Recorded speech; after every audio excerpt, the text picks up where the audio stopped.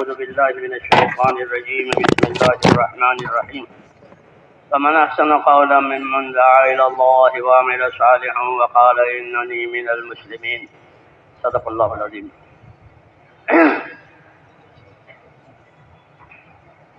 بزرگوں اور پیارے بھائیوں، دین کی باتیں سننا دین کے کاموں کے لیے ہوتا ہے. ہاں، یہ قاعدے کی بات ہے. تجارت کی باتیں تجارت کے کاموں کے لیے، اور دین کی باتیں دین کے کاموں کے کرنے کے لیے، چھوڑنے کے لیے نہیں. یہ بات سن کے چھوڑ دیں، ایسا نہیں ہوتا. ہر دھندے کی باتیں اس دھندے کو اپنانے کے لیے ہوتے ہیں. ایسے ہی دین کی باتیں کہ دین کی باتیں دین کے کاموں کو اپنانے کے لیے ہوتی ہے. یہی تعلیم ہم کو دی گئی ہے اور یہی سننا صحیح ہے. ہاں، کون سا سننا صحیح ہے؟ تو ہماری رہبری فرمائی گئی ہے کہ کون سا سننا صحیح ہے، کیونکہ پہلا عمل سننا ہے. تو سننے کے بارے میں رہبری دی ہے. فبشر عباد الذین یستمعون القول فیتبعون احسنہ اولئک الذین ہداہم اللہ واولئک هم اولو الالباب.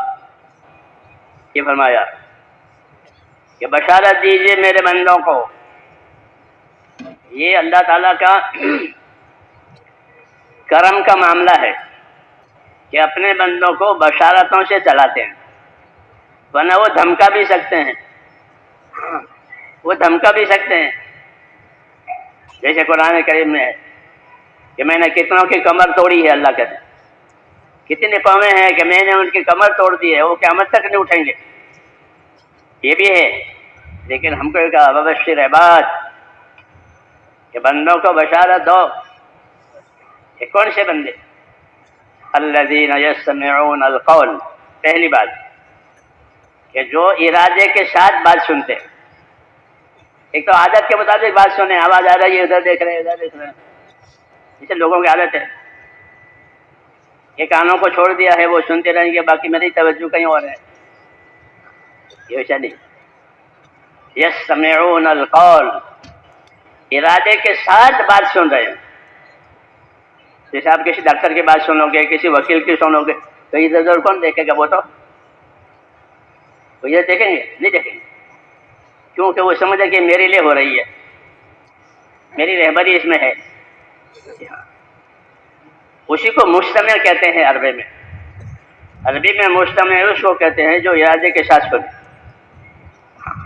اس لیے کہا کہ فبشر عباد، میرے بندوں کو بشارت دو، الذین یستمعون القول، کہ جو بات کو ارادے کے ساتھ سنتے ہیں. اور سن کر کیا کرتے ہیں؟ ٹیپ کرتے ہیں. جیسے آج کل ہے کہ سن کے اس کو شائع کر دو. یہ ہو گیا. یہ سن کے اسے یار مارو فلانا سب آئے، بات ہوئی پہنچ گئی دنیا میں. جو طلب کرے اس کو بھی طلب کرے، سب کے پاس پہنچ جاتے. ایسا نہیں ہے، بلکہ کیا کرتے ہیں سن کر کے؟ فیتبعون احسنہ، کہ سن کر کے اتباع احسن کرتے ہیں. اتباع احسن کا کیا مطلب ہے؟ کہ عمل کرنے کی کون سی شکل اچھی سے اچھی ہے اس کو اختیار کرتے ہیں.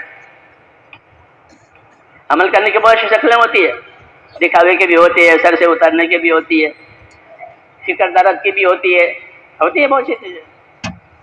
ہاں، تو یہ سن کر کون سی کیفیت ان کے اندر ہوتی ہے؟ کہ فیتبعون احسنہ، کہ بات سننے کے بعد جب عمل کا نمبر آتا ہے تو عمل کی اچھی سے اچھی شکل پیش کرتے ہیں. یہ سننے کے بارے میں رہبری ہوئی کہ فبشر عباد، بندوں کو بشارت دو کہ جو ارادے کے ساتھ سنتے ہیں اور سننے کے بعد جب ذمہ داری آئی عمل کی تو اپنے عمل کی اچھی سے اچھی شکل بنائی. جیسے لوگ اپنی ضرورتوں کے لیے اپنی چیزوں کو اچھی سے اچھی شکل میں بناتے ہیں، یہ ان کی عادت ہے، ان کا مزاج ہے. کپڑے بنائیں گے تو اچھے سے اچھے بنائیں گے، مکان بنائیں گے تو ٹوٹے پھوٹے بنائیں گے. اور دین کے بارے میں کیا ٹوٹا پھوٹا کام کر رہے ہیں؟ دعا کرو پیسہ کرو. تو کسی نے کیا ٹوٹا پھوٹا کرنے کا؟ جی ہاں، اللہ کرے اتباع احسن کرو. یعنی اپنے عمل کی شکل کو اچھی سے اچھی بناؤ. یہ مطلب ہے اتباع حسن کا. بات بھی سنتے ہیں ارادے کے ساتھ، اور جب عمل کا نمبر آیا تو اپنے عمل کو اچھی سے اچھی شکل میں پیش کرتے ہیں اللہ کے لیے. ہاں. میرا بچہ ہے رائے سے 6 سال سے غائب ہے، رائے سے 6 سال سے غائب ہے. ان کی بازیابی کے لیے خصوصی دعا فرمائے، اور میں اسی مقصد کے لیے ہوں.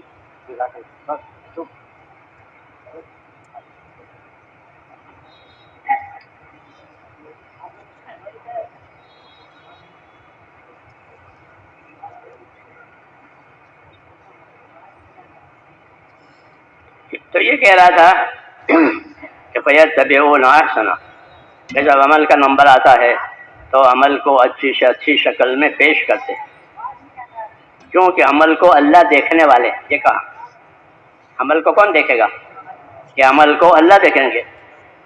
قُلِ اعْمَلُوا فَسَيَرَى اللَّهُ عَمَلَكُمْ، اے نبی لوگوں سے کہو کہ عمل کرو، اللہ عمل دیکھیں گے. تو عمل کو دیکھنے والے کون ہیں؟ کہ عمل کو دیکھنے والے دراصل تو اللہ تعالیٰ ہیں. اس لیے یہ رہبری ہوئی کہ وہ اپنے عمل کو اچھی سے اچھی شکل میں بنائیں. یہ دعوت دی ہے کہ سنیں بھی ارادے سے، اور جب عمل کا نمبر آوے تو عمل کی اچھی شکل پیش کریں. کہ عمل کی اچھی شکل میں کیا ہوتا ہے، کون سے عمل کی شکل اچھی ہوتی ہے؟ تو عمل کی اچھی شکل میں ایک بات یہ ہے کہ اپنے یقین کے ساتھ عمل کریں. ایمان اور عمل یہ دو ہیں. ایمان یعنی یقین، کہ عمل کرے یقین کے ساتھ. یقین کس چیز کا؟ ایک تو اس حکم کے حق ہونے کا، جس حکم پر عمل ہو رہا ہے اس کے حق ہونے کا یقین کرے کہ یہ حکم میرے اللہ کی طرف سے آیا ہے اور یہ حکم حق ہے. اللہ نے اپنے نبی کو حق کے ساتھ بھیجا ہے. هو الذی ارسل رسولہ بالہدی ودین الحق، کہ اللہ نے اپنے نبی کو صحیح عقائد کی دعوت لے کر، صحیح اعمال کی دعوت لے کر بھیجا ہے، تاکہ امت کے عقائد صحیح ہو جائیں، امت کے اعمال صحیح ہو جائیں. ہاں، اس لیے یہ چیز حق ہے کہ اس کے یقین کے ساتھ سنیں کہ یہ بات حق ہے. اس کے خلاف اگر کوئی چیز ہے تو وہ باطل ہے. تو حق ہونے کے یقین کے ساتھ ہاں سنیں، اور سن کر کے کیا کرے کہ جب عمل کا نمبر آوے تو اپنے عمل کو اللہ کے سامنے اچھی سے اچھی شکل میں پیش کرے. اچھی شکل کون سی ہوگی؟ عمل کی. کہ اچھی شکل وہ ہوگی عمل کی جو رسول صلی اللہ علیہ وسلم کے طریقے سے مطابقت رکھتے ہو. آپ کے طریقے سے، آپ کی سنت سے جو بھی چیز مطابقت رکھے گی وہ اچھی سے اچھی کہی جائے گی. جو اس کے خلاف ہوگی وہ اچھی نہیں کہی جائے گی. تو ہم کو اتباع احسن کا حکم ہے کہ اپنے عمل کی شکل کو اچھی سے اچھی بناؤ. ہاں، عمل کے لیے. دوسرا کہ شکل کو بھی اچھی بنانی ہے. یہ تو اس کا اوپر کا حلیہ ہوا ہے. اندر کا حلیہ کیا ہے؟ عمل کی شکل اچھی بننے کے لیے، کہ عمل کی اچھی شکل بننے کے لیے کچھ چیزیں ہوتی ہیں. ایک کہ وہ اس عمل کی پابندی ہو. عمل اچھا ہوتا ہے اس کی پابندی کی وجہ سے. اس کو استقامت کہتے ہیں. اسے کیا کہتے ہیں؟ استقامت کہتے ہیں. کہ اپنے عملوں میں استقامت پیدا کرو. یہ نہیں کہ کوئی دن کیا کوئی دن نہیں کیا، آج کیا کل چھوٹ گیا، ایسا نہیں. بلکہ جس طرح تعمیر ہوتی ہے اینٹ پر اینٹ، اینٹ پر اینٹ. ہاں، کہاں تک کہ جہاں تک مطلوب ہے وہاں تک. عمل کو اچھا بنانے میں اس کی شکل اچھی بنائی جائے گی. اس کی شکل اچھی بنانے کا مطلب یہ ہے کہ اپنے اندر اس کے اندر استقامت پیدا کرے، اپنے آپ کو اس کا پابند کرے.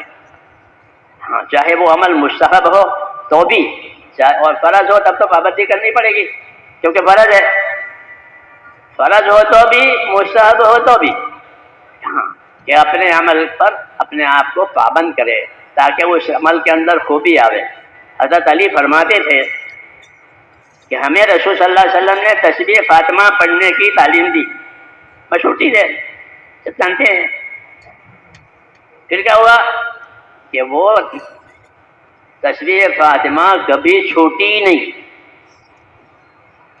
تو کسی نے کہا فلاں میدان میں تھے آپ، جنگ میں تھے، بہت مصروف تھے، رات دن جلغار، اس میں کیا کیا تھا؟ کہ اس میں بھی یہ تسبیح پڑھی تھی. یہ کہا کہ یہ تسبیح اس یلغار میں بھی پڑھی تھی. اس لیے میرے دوستوں، عمل کی خوبی کا ایک حصہ استقامت ہے. کیا ہے؟ کہ جو عمل شروع کیا اس کے پابند بنو، تو اس میں خوبی آئے گی، ورنہ وہ ناقص ہے. آج کیا ہے کل نہیں کیا ہے. تو جیسے مکان کی چنائی ہوئی، کچھ چنائی کی پھر چھوڑ دی، پھر کچھ عرصے کے بعد کچھ چنائی کی پھر چھوڑ دی، تو یہ مکان میں کب رہے گا یہ؟ اور یہ چنائی کب پوری ہوگی؟ ہاں ہے نہیں بات کہ ایسا نہیں ہے. بلکہ عمل کی خوبی کی ایک بات یہ ہے کہ جب اس کو شروع کیا کہ آخر تک لے جاؤ، وَلَا تَمُوتُنَّ إِلَّا وَأَنْتُمْ مُسْلِمُونَ، یوں کہا کہ تمہاری موت اس حال میں آوے کہ تم اللہ کا امر اور حکم مانتے مانتے مر جاؤ. اس میں کوئی وقفہ نہیں، بلکہ مانتے چلے گئے یہاں تک کہ موت آ گئی. یہ تقاضا ہے کہ وَلَا تَمُوتُنَّ إِلَّا وَأَنْتُمْ مُسْلِمُونَ. دین پر چلنے کے لیے یہ ہے کہ وَلَا تَمُوتُنَّ إِلَّا وَأَنْتُمْ مُسْلِمُونَ، کہ تمہاری موت اس حالت میں آئے کہ تم اپنے پروردگار کی بات مانتے چلے گئے. اور یہی اچھی بات ہے. حدیث کی دعاؤں میں دعائیں آتی ہیں، ان دعاؤں میں وہ دعائیں بھی ہے، وہ دعوت بھی ہے. ہاں، اس لیے ان دعاؤں کو غور سے پڑھنا بھی چاہیے، غور سے اور سمجھنا بھی چاہیے اور مانگنا بھی چاہیے. کیونکہ حضور صلی اللہ علیہ وسلم اپنی دعوت میں بھی نبی ہیں، اپنی دعا میں بھی نبی ہیں. آپ اپنی دعوت میں نبی ہیں، اس میں تو کوئی اختلاف ہی نہیں ہے. آپ داعی ہیں، اللہ کی طرف بلا رہے ہیں بندوں، آپ کے بعد کوئی نبی نہیں ہے. تو آپ اپنی دعوت میں بھی نبی ہیں، اپنی دعاؤں میں بھی نبی. کیونکہ دعوت دینے والے کو ہر وقت مدد کی ضرورت ہوتی ہے. اس پر حالات آتے ہیں، دعوت کے تقاضے پورے کرنے میں، دعوت کی ذمہ داری پوری کرنے میں اس پر حالات آتے ہیں. اچھے حالات بھی آتے ہیں، ناگوار حالات بھی آتے ہیں. تو وہ اپنے حالات میں ہر وقت مدد کا محتاج ہے. اس لیے حضور صلی اللہ علیہ وسلم کی دعائیں، آپ اپنی دعاؤں میں بھی نبی، اپنی دعوت میں بھی نبی. کہ دعوت دیتے دیتے کیا حال آیا کہ اس حال کی دعا اللہ سے مانگو. اس حال کی دعا اللہ سے مانگو. کام مت چھوڑو. ہاں، ذمہ داری اپنے اوپر رکھو. اللہ کی سنت یہ ہے کہ جتنی ذمہ داری پوری کی جائے گی اتنی مدد ملے. یہ حدیث شریف کا مضمون ہے کہ جتنی ذمہ داری پوری کی جائے گی اتنی مدد آئے گی. المعونۃ علی قدر المعونہ، کہ اللہ کی مدد اتنی آئے گی جتنی ذمہ داری پوری کی جائے گی. اللہ نے دنیا کو ذمہ داریوں کی جگہ بنایا ہے اور اپنے مدد کے وعدے دیے ہیں. وہ وعدے غیب میں ہے. مدد کے وعدے ہیں اور مدد غیب میں ہے، پہلے سے ظاہر نہیں ہوتی. جی ہاں، بلکہ مدد کو اللہ غیب میں رکھتے ہیں اور ذمہ داریوں کو سامنے ڈالتے ہیں. ذمہ داریوں کو سامنے ڈالتے ہیں کہ یہ ذمہ داری پوری کرو، اس کے پیچھے یہ مدد ہے. ہاں، تو حضرت مولانا محمد الیاس صاحب رحمۃ اللہ علیہ فرماتے تھے کہ اللہ کی مدد حق ہے، وہ ہو کے رہے گی، کیونکہ اللہ کا وعدہ سچا ہے. تو اللہ کی مدد ہوگی، وہ حق ہے، لیکن اس مدد کو اللہ غیب میں رکھتے ہیں، دکھاتے نہیں ہیں کہ مدد دکھا کر نہیں کام کرانا ہے، بلکہ ذمہ داری ڈال کر کے، وعدہ بتا کر کے کام کرانا ہے. مدد نہیں دکھاتے. فرماتے تھے کہ مدد تو عین وقت پر آتی ہے، مدد عین وقت پر آتی ہے. کیا مدد کی ضرورت ہوئی ہے کہ وہ عین وقت پر مدد آتی، اللہ اس کو غیب میں رکھتے. اس لیے ہر کوئی اللہ کا کام کرے اور اللہ سے امیدوار رہے. کیا کرے؟ ابشروا واملوا، حدیثوں میں ہے کہ ابشروا واملوا ما یسرکم، کہ اللہ کی بشارتیں سنو، اللہ کی بشارتیں سنو، اللہ کے وعدے سنو اور اللہ سے امیدوار رہو. اللہ سے اللہ سے امیدوار رہو. ہاں اللہ تعالیٰ حالات کو کھول دیں گے. جی ہاں، جس طرح رات کو چھوٹی بنائی، دن کو بڑا بنایا، دن کو چھوٹا بنایا، رات کو لمبا بنایا، ایسا نہیں کھولتے ہیں بند کرتے ہیں رات دن کو.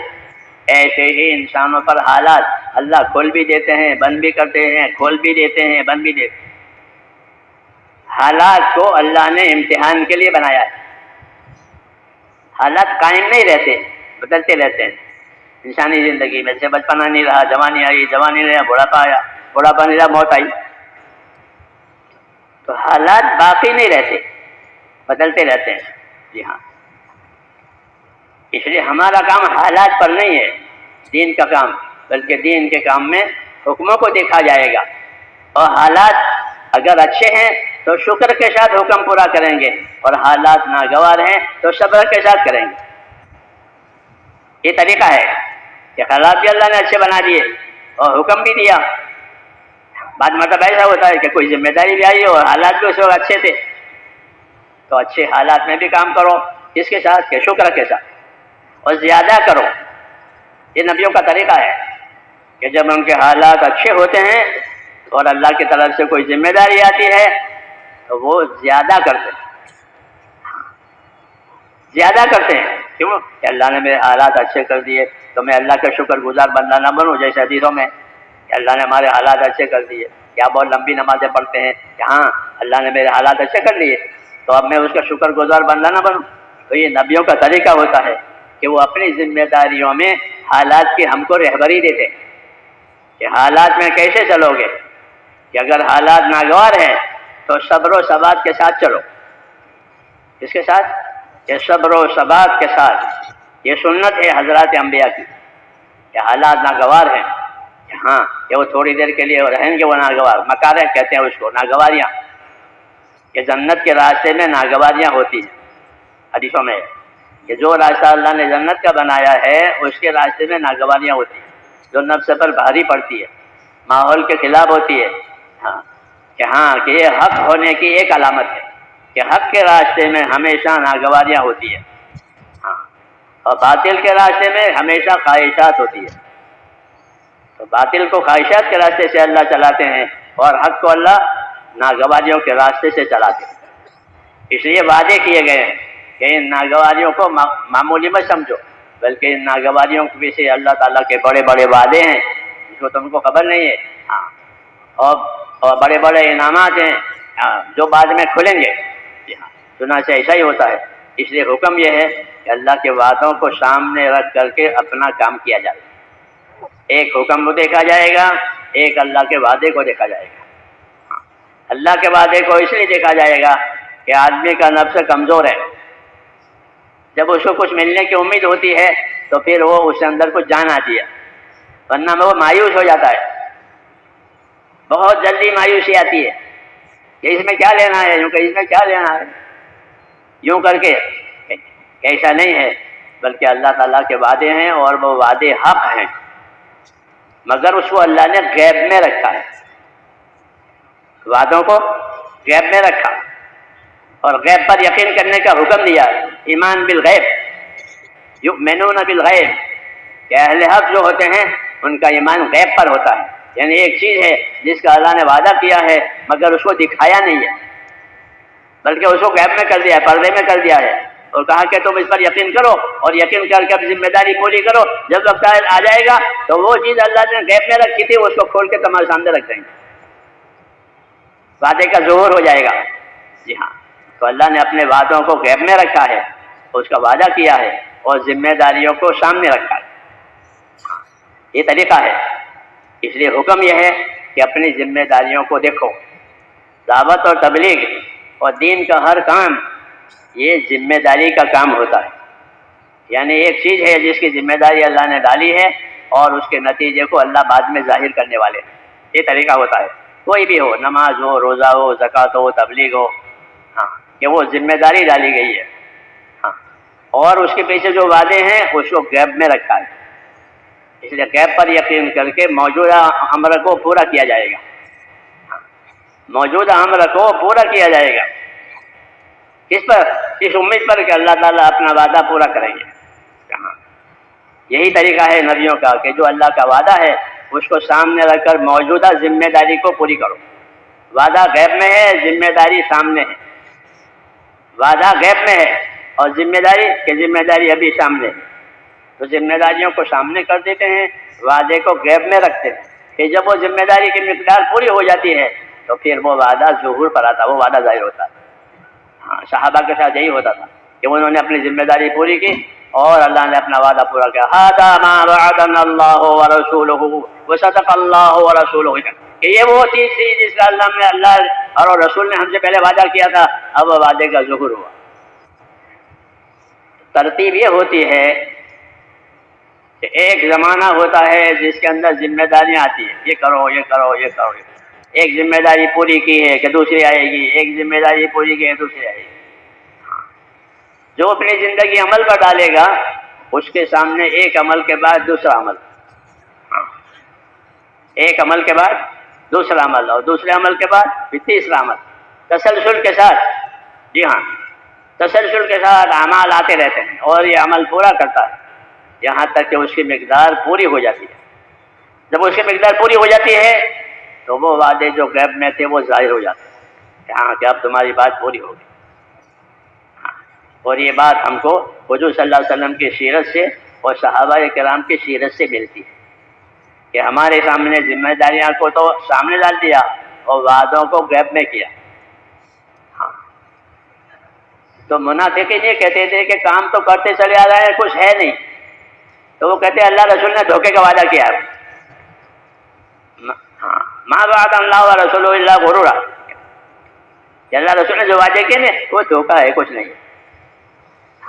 اس طرح کر کے لوگوں کا یقین بگاڑتے تھے. کیوں کہ وعدے میں دیر ہو رہی ہے، وعدہ پورا ہونے میں دیر ہو رہی ہے. ایسا ہوتا ہے کہ وعدہ پورا ہونے میں دیر ہو رہی ہے تو پھر اس کو مایوسی کی طرف لے جاتے ہیں. یہ دیکھو کتنے سال سے کام کرتے ہو، کتنے سال سے تبلیغ کرتے ہو، ابھی تمہارے حالات بنے ہی نہیں ہیں، پھر چھوڑو. یہ بھی ہے، ایک تو آدمی کو گناہوں میں ڈالے، شہوتوں میں ڈالے اور چھوڑا رہے. یہ بھی ایک طریقہ ہے کہ اب عیش میں پڑ گئے، گناہ میں پڑ گئے اور جو ذمہ داری تھی وہ چھوٹ گئی، دوسری لائن پر چلے گئے. اور ایک مایوس ہو کر چلے گئے. مولانا الیاس صاحب رحمۃ اللہ علیہ کام کرنے والوں سے یہ فرماتے تھے کہ تمہارے اوپر مایوسی والا بھی حملہ ہو سکتا ہے. ہاں، کہ شیطان آدمی کو اللہ سے مایوس بناتا ہے کہ دیکھو تیرے رب نے کیا کیا، تو کتنے سال سے جماعت میں ہے، ابھی تک تو تیرا کوئی حال بنا نہیں ہے، پھر کیوں اس کے پیچھے پڑا ہے. جی ہاں، وہ بیچارہ آدمی نادان ہے، عام طور پر دین کا علم ہوتا نہیں ہے، دین کا علم نہیں ہوتا. جی ہاں، اس لیے شیطان ان کو یہ سوچاتا ہے کہ تم کتنے سال سے کام کرتے ہو، تمہارا کچھ ہوا؟ نہیں ہوا، یہ کیوں پیچھے پڑے ہو، چھوڑو کوئی دوسری لائن لو. ہاں، جی ہاں. تو فرماتے تھے کہ ایک راستہ بہکانے کا مایوسی بھی ہے. کیا ہے؟ مایوس بنایا، نا امید بنایا کہ اتنے سال سے چل رہے ہو، ابھی تک حالات، کتنی دعائیں مانگی ہے، وہ بھی کچھ دعاؤں کا بھی کوئی ظہور نہیں ہو رہا ہے، قبولیت کا بھی کوئی ظہور نہیں ہو رہا ہے، وہ مدد کا بھی ظہور نہیں ہو رہا ہے، تو پھر اس سے لگے رہنے سے کیا فائدہ ہے. یہ ہے. جی ہاں، باتیں بناتا ہے. الشیطان سول لهم، کہ شیطان نے ان کے لیے باتیں بنائی ہے. اس کو تشویلات کہتے ہیں کہ شیطان باتیں بناتا ہے. جی ہاں، اور آدمی کو بہکاتا ہے. ہاں، کبھی مایوس بنا کر کے، کبھی دوسری لالچ میں ڈال کر کے. ایسا نہیں ہے، بلکہ جو وعدہ اللہ تعالیٰ کا ہے وہ حق ہے اور اس کے پورا کرنے کی ایک مقدار ہے. کہ جو عمل اللہ تعالیٰ نے بندوں سے مانگا ہے، جو ذمہ داری ڈالی ہے، اس ذمہ داری کی اللہ ایک حد چاہتے ہیں. جب وہ ذمہ داری اپنی حد پر پہنچ جائے گی تو پھر وہ وعدہ کھل جائے گا، اور جب تک وہ ذمہ داری اپنی حد پر نہیں پہنچی ہے وہ وعدہ ظاہر نہیں ہوگا. اس لیے فرماتے تھے کہ کوئی جلدی نہ کرے. کیا نہ کرے؟ جلدی نہ کرے نتائج کو دیکھنے کے لیے. بلکہ اپنے کام کی مقدار کو بڑھاتا رہے یہاں تک کہ جو اپنے حد پر پہنچ جائے گی تو وعدہ کھل جائے گا۔ صحابہ کرام پر اسی طرح حالات گزرے، مکے کے 13 سال کے حالات مکہ معظمہ میں 13 برس ایسے ہی گزرے جی ہاں، کہ مال بھی لگ گیا، جان بھی لگ گئی، مہاجرین غریب ہو گئے،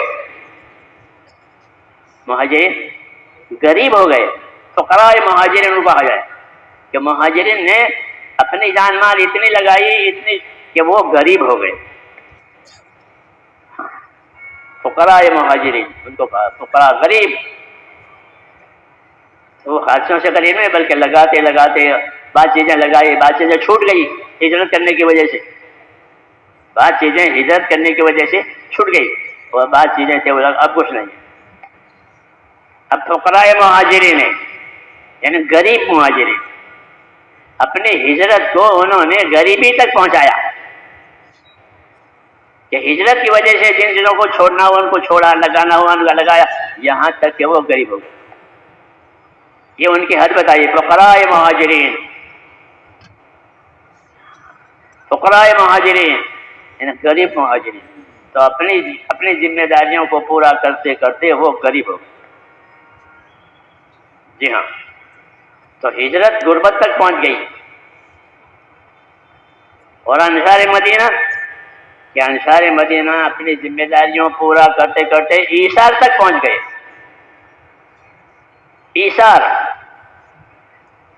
ایثار کہتے ہیں اپنی حاجت کو نہ دیکھے دوسرے کی حاجت کو پوری کرے، اپنی حاجت کو دبا دے اور دوسرے کی حاجت کو پوری کرے، اس کو ایثار کہتے ہیں۔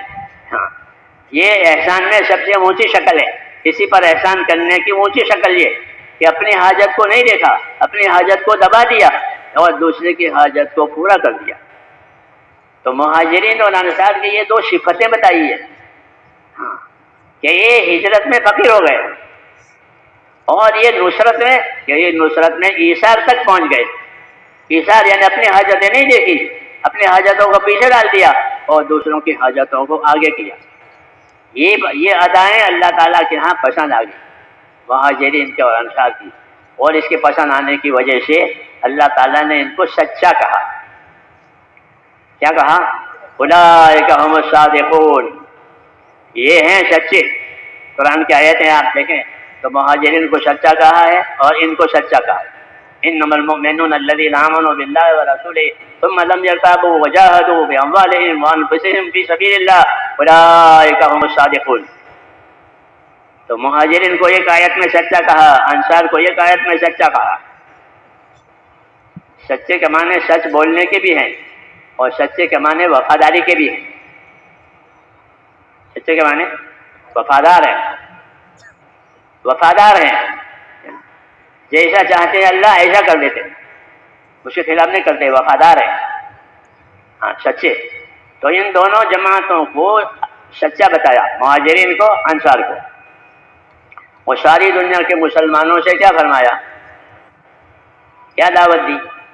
یہ دعوت دی کہ یا ایھا الذین آمنوا اتقوا اللہ وکونوا مع الصادقین، اے ایمان والو اللہ سے ڈرو، اس کے نافرمانی سے بچو اور سچوں کے ساتھ ہو جاؤ۔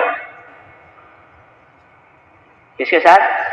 ہاں، کوئی عمل کرنے کی دعوت نہیں دی کہ فلاں کام کرو، بلکہ ان کے ساتھ ہو جاؤ، ان کے پیچھے چلو، ان کی روش اختیار کرو۔ کونوا مع الصادقین، کہ سچوں کے ساتھ رہو، کہ یہ جان مال لگا کر اللہ کو راضی کرنا چاہتے ہیں، یہ جان مال لگا کر دین کو آباد کرنا چاہتے ہیں، اس لیے یہ لوگ سچے ہیں، اور وہ ساری دنیا کے مسلمانوں کو کہ ان کے ساتھ ہو جاؤ، سچوں کے ساتھ، کونوا مع الصادقین، جان مال لے کر اللہ کے دین کو یہ سرسبز اور شاداب کرنا چاہتے ہیں اور کوئی غرض ان کی نہیں ہے، تو اسی حساب سے یہ سچ ہے۔ حضرت مولانا الیاس صاحب رحمۃ اللہ علیہ اپنی جماعت کا حوصلہ بڑھاتے تھے، اپنی جماعت کا حوصلہ بڑھاتے تھے اور یوں فرمایا میری جماعت بھی سچوں میں سے ہے، میری جماعت یہ بھی سچوں میں سے ہے، کیوں کہ یہ بھی جان مال اسی لیے لگا رہے ہیں اور کوئی غرض ان کی بھی نہیں ہے، کوئی عہدہ نہیں لینا ہے، کوئی دوسرا مال متا نہیں حاصل کرنا ہے، بلکہ وہ اپنے دین کی سرسبزی کے لیے جان مال لگا رہے ہیں، اس لیے کہا یہ سچوں کے ساتھ ہو تو میری جماعت بھی سچی ہے. ہاں، اور بات بھی یہی ہے کہ اس راستے میں چلنے والا ہر بندہ اپنی جان مال کے ساتھ چلتا ہے، اور کسی سے کوئی تقاضا نہیں، کسی سے کوئی امید نہیں، اپنی ذمہ داری مشورے سے پوری کرتا ہے کہ جو مشورہ ہوگا میں کروں گا، میرے حق میں جو طے ہوگا وہ میں کروں گا. تو اس حساب سے یہ بھی سچا ہے، اور ایسے جتنے ہوں گے یہ بھی سچے. ہاں جی ہاں، تو فرمایا صادقین میں اور سچوں میں ہماری جماعت بھی، اور ہمیں بھی یہی امید رکھنی چاہیے اور اپنے طریقہ کار پر قائم بھی رہنا چاہیے. اپنے طریقہ کار پر قائم بھی رہنا چاہیے، اس لیے کہ اگر قیام نہ رہا تو قربانی ناقص ہوگی. قربانی ناقص ہوگی، عمارت ناقص رہ گئی تو اس میں رہ نہیں سکیں گے. کیوں کہ ابھی عمارت ناقص ہے تو اس میں رہ سکتے ہیں؟ اس میں بودباش نہ ہو سکتی، ناقص ہے. ایسے ہی دین کی قربانی اور دین کے کام کہ ناقص ہو رہے ہیں تو پھر دین کے راستے سے جو حالات بننے گے وہ نہیں بنیں گے. اللہ تعالیٰ دین کے کاموں کی وجہ سے حالات بناتے ہیں. ہاں، اور دین کے کام چھوٹ جاتے ہیں تو حالات بگڑتے ہیں. ایک تو سزا ہوتی ہے دوزخ جنت کی، وہ الگ ہے. ایک سزا ہوتی ہے حالات کی، ایک انعام ہوتا ہے حالات کا کہ اللہ حالات سے انعام دیتے ہیں. حالات بہتر بنا دیے، حالات بگاڑ دیے. ادنا سزا جو ہوتی ہے جنت دوزخ سے پہلے وہ حالات سے ہوتی ہے، ادنا انعام جو ہوتا ہے جنت دوزخ سے پہلے وہ حالات سے ہوتا ہے. اللہ کا میری بات سمجھ میں آ رہی ہے؟ بس سمجھ آ رہی ہے؟ ہاں، کہ اچھے حالات بنا کر بھی انعام دیتے ہیں کہ اب ان کے حالات اچھے کر دیے. کیوں کہ ان کی دینی زندگی اچھی ہے، ان کی دینی اچھی ہے، اور ان کے حالات بگاڑ دیے کیونکہ ان کی دینی زندگی اچھی نہیں. تو ایک سزا حالات بگاڑ کے بھی ہے، ایک انعام حالات بنا کے بھی ہے. جیسے جنت دوزخ، کہ جنت انعام ہے اور دوزخ سزا ہے کہ وہ تو مرنے کے بعد ہے. اور دنیا میں کہ دنیا میں اللہ تعالیٰ حالات بنا دیتے ہیں. یہ اللہ کا انعام ہوتا ہے کہ کام کی برکتیں ظاہر ہو جاتی ہیں، کام کی برکتیں ظاہر ہو جاتی ہے، اور کام کی برکتیں ظاہر ہونے کی وجہ سے حالات میں آسانیاں پیدا ہوتی ہیں. کیا پیدا ہوتی ہے؟ حالات میں آسانیاں پیدا ہوتی ہیں. جی ہاں، اور اللہ تعالیٰ لوگوں کا رخ دین کی طرف کر دیتے ہیں. ہم تو بہانہ کرائیں گے اور ایک مجمع کا مجمع اللہ کی طرف آ جاتا ہے. ہاں، یہ تو یہ کس نے کیا ہے؟ یہ تو اللہ نے کیا ہے. تو اس طرح حالات کا رخ اللہ صحیح کر دیتے ہیں، تو اللہ حالات سے انعام بھی دیتے ہیں، حالات سے سزا بھی دیتے ہیں. یہ طریقہ ہے. اس لیے کہتے ہیں حالات کا تعلق، کہ حالات کا تعلق ہماری دینی زندگی سے ہے. جب دینی زندگی صحیح ہو جائے گی تو حالات اچھے ہو جائیں گے، اور دینی زندگی بگڑ جائے گی تو حالات بگڑ جائیں گے. اور یہ سزا ادنا ہے، اصل سزا تو جنت دوزخ ہے، وہ الگ ہے. یہ ادنا ہے. وَلَنُذِيقَنَّهُم مِّنَ الْعَذَابِ الْأَدْنَىٰ دُونَ الْعَذَابِ الْأَكْبَرِ لَعَلَّهُمْ يَرْجِعُونَ. کہ ہم ادنا درجے کی سزائیں چکھائیں گے اعلیٰ درجے کی سزا سے پہلے. اعلیٰ درجے کی سزا کیا ہے؟ کہ دوزخ. ہاں، کیونکہ جو دوزخ میں گیا وہ تو گیا. جی ہاں، ربنا انک من تدخل النار فقد اخزیتہ. یا اللہ جس کو آپ نے دوزخ میں پہنچایا اس کو تو آپ نے رسوا کر ہی دیا، اب اس کا کوئی ویلیو نہیں ہے. یہ کہا وہ تو اصل ہے، لیکن اس سے پہلے، کہ اس سے پہلے دنیا میں اب تعالیٰ شان ہو حالات بناتے ہیں تاکہ بندوں کا رجوع اللہ کی طرف ہو جائے. حالات کا معال اور نتیجہ یہ ہوتا ہے کہ اللہ حالات کی وجہ سے بندوں کا رجوع اللہ کی طرف کراتے ہیں. کہ حالات بگاڑ دیے تاکہ توبہ کر کے آوے. حکمت ہے ان کے حالات بگاڑو تاکہ یہ توبہ کر کے اللہ کی طرف آوے. ہاں، اللہ تعالیٰ اپنے مخلوق کو ان کے پیچھے لگا دیتے ہیں، سب ان کو ستاتے ہیں، سب ان کو پریشان کرتے ہیں. کیوں؟ تاکہ یہ اللہ کی طرف آوے. اللہ سے الگ ہو گیا ہے. ہاں، یہ ایک سنت ہے. اللہ کی طرف لانے کے لیے ایک تو بشارتیں ہوتی ہیں، فضیلتیں ہوتی ہیں، یہ بھی ہوتی ہے اللہ کی طرف لانے کے لیے. فضائل سنائے، بشارتیں سنائی، برکتیں دکھائی تاکہ اللہ کی طرف آوے. وہ نہیں آیا کہ اب دوسرا راستہ اختیار کیا جائے گا. وہ راستہ کیا ہے کہ ان کے حالات بگاڑ دیے. صحت کے حالات، کاروبار کے حالات، خاندانی حالات. ہاں آدمی تو بہت سے حالات کے بیچ میں ہے، تو صحیح راستے پر لانے کے لیے حالات بگاڑ لیتے. کوئی عذاب نہیں دینا ہے، اس کو صحیح راستے پر لانا ہے، کیونکہ آ نہیں رہا ہے فضیلتیں سن کر، برکتیں سن کر. ہاں تو حالات کے ذریعے سے لاتے ہیں کہ ان کے حالات بگاڑ دیے. بکری چرانے والے کی مثال ہے. بکری چرانے والا جو ہوتا ہے ان کی بکریاں بھی ہوتی ہیں، کتا بھی ہوتا ہے. ہاں تو کتا بھی رکھتے ہیں اور بکریاں بھی رکھتے ہیں. تو بکری بھی ایک بھولا جانور ہے، تو کبھی دور بھی چلا جاوے. اب وہ دور چلی گئی، اب کیسے لاوے؟ تو وہ کتے کو اشارہ کرتا ہے، تو کتا بھونکتا ہے اس کے پیچھے، تو بھاگ کر کے اپنی جگہ پر آ جاتی ہے. اسے کتے کے ذریعے سے کٹوانا نہیں ہے، بلکہ اس کو ریوڑ میں لانا ہے، اس لیے کتے کو پیچھے لگایا ہے. مولانا رومی رحمۃ اللہ علیہ نصیحت کرتے ہیں کہ خل کرا باتو سنی بدخو کنن تا تولا. دیکھو شعر بول گیا کہ خل کرا باتو سنی بدخو کنن، اللہ تعالیٰ اپنی مخلوق کو تیرے لیے بد اخلاق بنا دیں گے. تا تولا شو کنن، تاکہ تیرا رخ اللہ کی طرف صحیح ہو جائے. تو نے فضیلتیں سنی تو فضیلت تو ہضم نہیں ہوئی، فضیلتوں نے کام نہیں کیا. اب فضیلت کے راستے سے لاویں گے. ایک فضیلت ہوتی ہے، ایک فجیتا ہوتا ہے. ہاں محاورہ ہے نہیں؟ ایک فضیلت وہ تو اچھی چیز ہے، وہ تو انعام اکرام ہے. اور فضیلت قبول نہیں ہوئی تو پھر فجیتا. فضائع اور فضائل عربی میں بھی ہے، اردو میں بھی ہے. یہ فضائع یعنی فضیلت ہوگا. تو کچھ لوگ فضیلتوں سے آ جاتے ہیں اور فضیلتیں ہضم نہیں ہوتی ہے تو پھر ان کو فضیلتوں سے لاتے. ہاں فضیلتوں جاتے. جی ہاں یہ اللہ تعالیٰ کی ترتیب ہے. صحابہ میں سے بعض لوگ تو فضائل سن کر، حضور کے اخلاق آداب سن کر آئے، اور بعض لوگ شخص تھے وہ دیر سے آئے. انہوں نے دیکھا کہ اب کچھ نہیں رہا، اب کچھ نہیں ہے، تو بھائی چلو یہ راستہ اختیار کریں. تو بعض لوگ فضائل سے آتے ہیں، بعض لوگ فضیلت سے آتے ہیں. اور یہ دونوں شکلیں رحمت کی ہے، دونوں شکلیں رحمت کی ہے. قصور آدمی کا ہے کہ اس نے فضیلتیں سن کر لبیک نہیں کہا. اگر فضیلت سن کر لبیک کہتا تو پھر فضیلتیں مل جاتی، لیکن فضیلتیں نہیں، فضیلتوں نے کام نہیں کیا تو پھر فضیلت رسوائیاں کہ اب کوئی مددگار نہیں ہے سوائے اللہ کے، لیکن چلو اللہ کی طرف. ایسا بھی ہوتا ہے. اس لیے کہا کہ مخلوق کو اللہ تیرے پیچھے لگا لیں گے اور تو پریشان ہو جائے گا، تاکہ پریشان ہو کر اللہ کی طرف آئے. یہ بھی رحمت. کل کرا باتوں سنی بدخو کنن تا تولا روح آنسو کنن، کہ اللہ اپنی مخلوق کو تیرے پیچھے لگا لیں گے تاکہ تیرا رخ اللہ کی طرف ہو جائے. جیسے کتے کو بکری کے پیچھے لگایا تاکہ بکری ریوڑ میں آ جائے.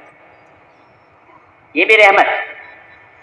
یہ بھی اس لیے بعض مصیبتیں، بعض تکلیفیں ایمان والوں کے لیے رحمت بن جاتی ہے. جب وہ تکلیف پڑی تو اس کا رجوع اللہ کی طرف ہو گیا، تو وہ تکلیف کیا ہوئی؟ وہ تو رحمت ہو گئی. نتیجے کے لحاظ سے وہ رحمت ہو گئی. پہلے تکلیف ہوئی تو یہ اللہ کی سنتیں ہیں کہ کسی کو کس راستے سے لائیں گے، کسی کو کس راستے سے لائیں گے. ہاں یہ اللہ کی ترتیب ہے.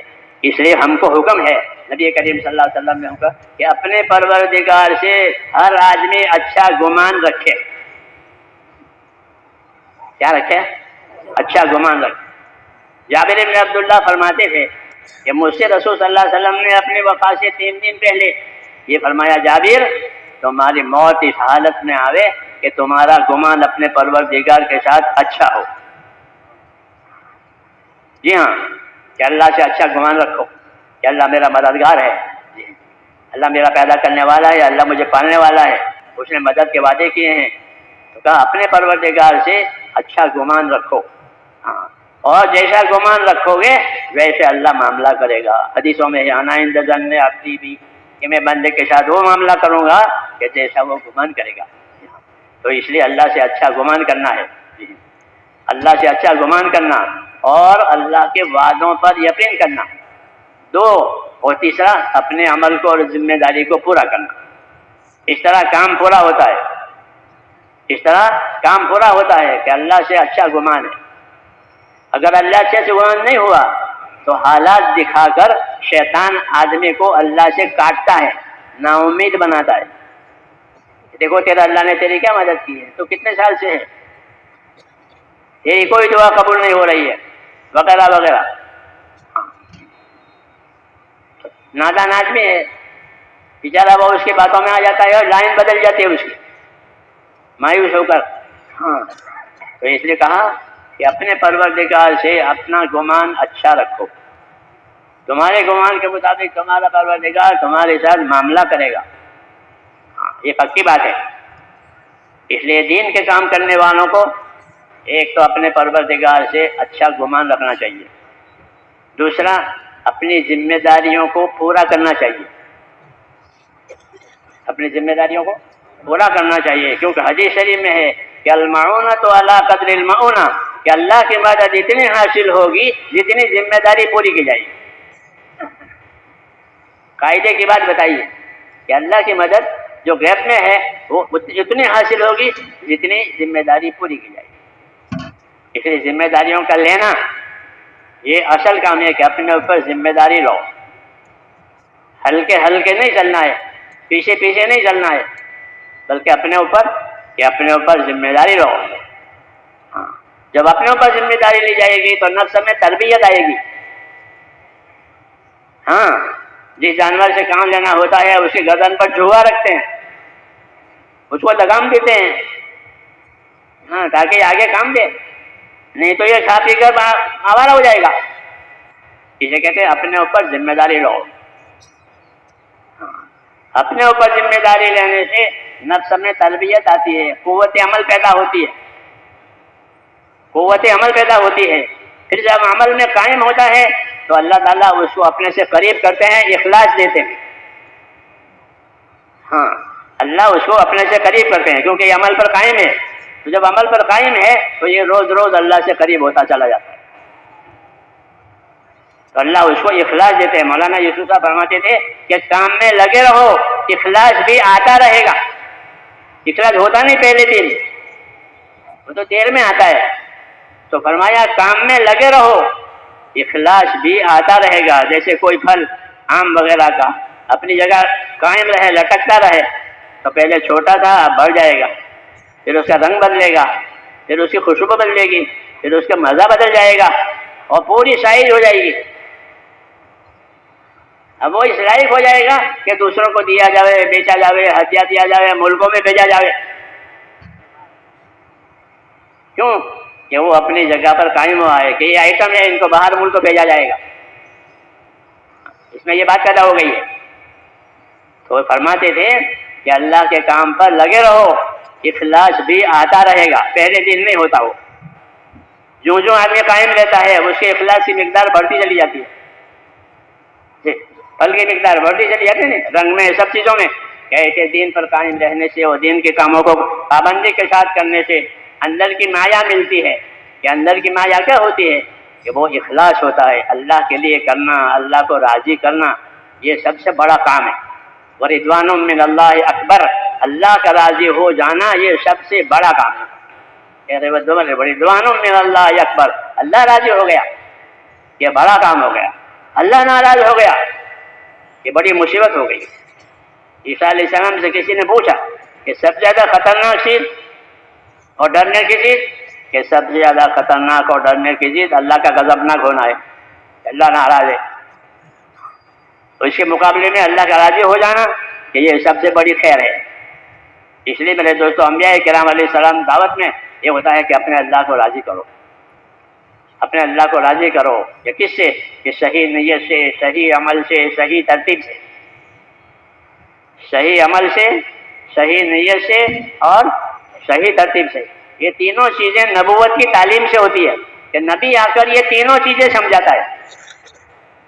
یہ ذمہ داری ہوتی ہے نبی کی کہ اللہ کے بندوں کو صحیح عمل سکھاوے، صحیح عمل کی صحیح نیت سکھاوے، اور صحیح ترتیب بتاوے، اس کو علم و ذکر کہتے ہیں۔ کیا کہتے ہیں؟ علم و ذکر تو بیچارہ پیچھے چھوٹ گیا، اس کو کوئی نام ہی نہیں آتا۔ آتا ہے؟ بولو، نہیں آتا۔ علم و ذکر کا آتا ہے نا، خروج کا آتا ہے۔ تمہارے ادب فرماتے 5 چیزیں چھوٹ گئی، 1 چیز رہ گئی۔ کتنی چیزیں تھی؟ 6۔ تو اس میں کتنی قابو میں ہے؟ 1 اور 5 قابو میں نہیں ہے۔ ہاں، پہلا کلمہ ہے اللہ کے وعدے کا یقین، اللہ کے وعدے کا یقین اور اللہ کے وعید کا خوف، یہ پہلا نمبر ہے۔ پھر دوسرا نمبر نماز کہ عبادت کا شوق، کہ تبلیغ میں لگ کر عبادت کا شوق پیدا ہو جائے، یہ نہیں کہ سنت بھی تر پڑھ کر آ جاؤ بھائی، ایسا ہو گیا۔ ہاں، کمیشن کٹ گیا۔ سنت بھی تر نہیں پڑھتے تبلیغ والے، سنتیں نہیں پڑھتے، اتنے پڑھ اب آ جاؤ، یہ بات صحیح نہیں ہے، یہ بات صحیح نہیں ہے۔ دین کی دعوت ہضم ہوتی ہے تو عبادت کا ذوق پیدا ہوتا ہے۔ ہاں، جیسے دوائیں اثر کرتی ہے تو بدن کی قوت بڑھ جاتی ہے، کھانے میں، پینے میں، سونے میں، نیند بھی خوب آتی ہے، بھوک بھی خوب لگتی ہے، کھانا بھی خوب چلتا ہے، کیونکہ صحت ہو گئی۔ میری بات سمجھ آ رہی ہے؟ یہ کڑوی لگ رہی ہے، ہاں کڑوی لگ رہی ہے، تو ہمارے اندر یہ کمی ہے، میرے اندر بھی ہے،